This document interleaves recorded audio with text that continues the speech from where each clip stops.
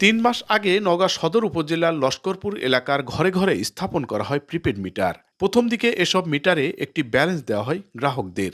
Card পদ্ধতিতে টাকা তোলার পর সার্ভিস চার্জ সহ বিভিন্ন খাত দেখিয়ে ১,৪০০ থেকে ৪৫০ টাকা আগে কেটে রাখছে কর্তৃপক্ষ।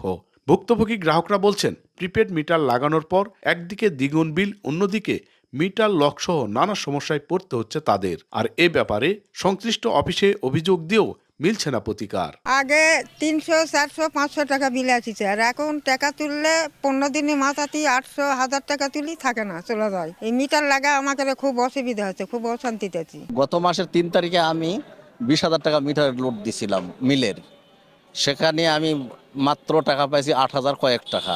৫০০ যদি আমরা তুলি দেখা যায় ৩২০, ৩০ এরকম টাকা থাকে।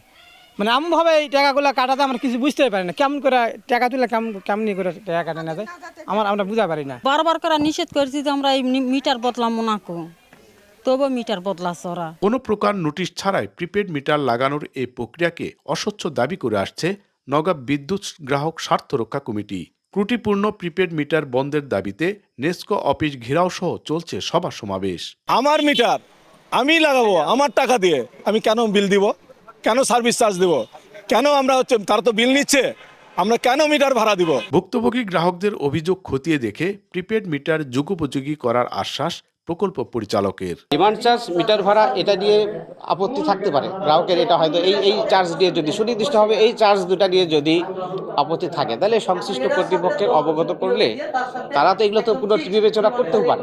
এটা তো day to day, time to time change হতেই পারে। চলতি বছর নওগাঁ সদর উপজেলায় বাসা বাড়ি মিল কারখানায় ১২,০০০ প্রিপেড মিটার স্থাপন করেছে নেসকো।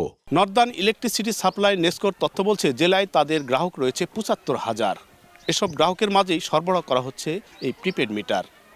স্মার্ট বাংলাদেশ গড়তে প্রযুক্তির কোনো বিকল্প নেই, কিন্তু সেই প্রযুক্তি জনবান্ধব এবং কল্যাণকর করা হোক এমন দাবি ভুক্তভোগীদের।